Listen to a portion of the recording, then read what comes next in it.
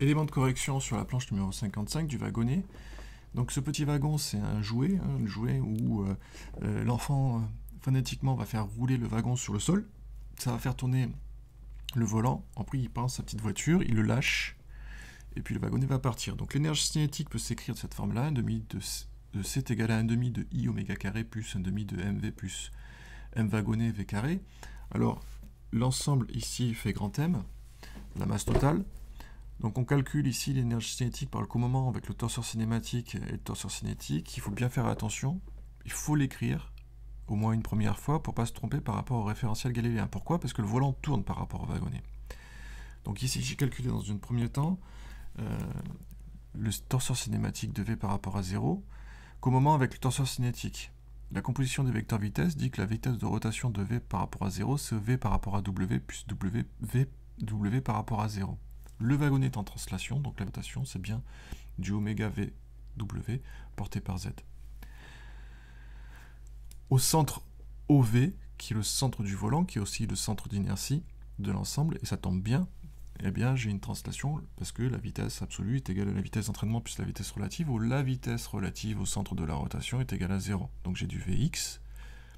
La quantité de mouvement, le MVG, ce sera le MV de OV qui appartient au wagon par rapport à 0. Donc on a bien du M, le masse de l'ensemble V multiplié par V. Le mouvement cinétique au centre de gravité, c'est I oméga de V par rapport à 0, c'est-à-dire le I de V par rapport à W.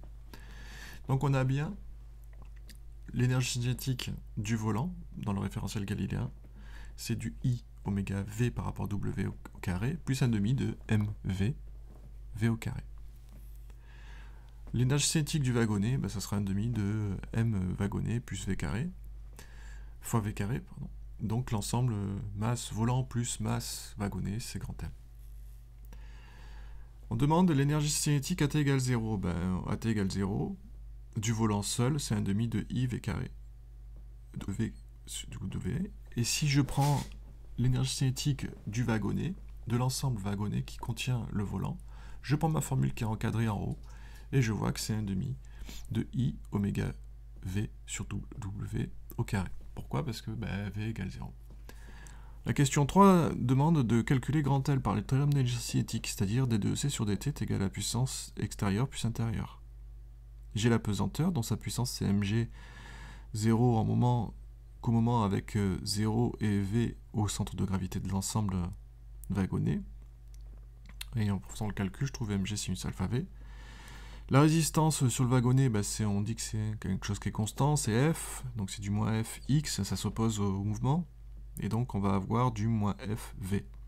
Le théorème de l'énergie va s'appliquer de la façon suivante, ici, delta, donc le ECT final moins ECT 0 va être égal à mg sinus alpha, j'ai oublié un alpha ici, moins F, fois la distance parcourue, grand L.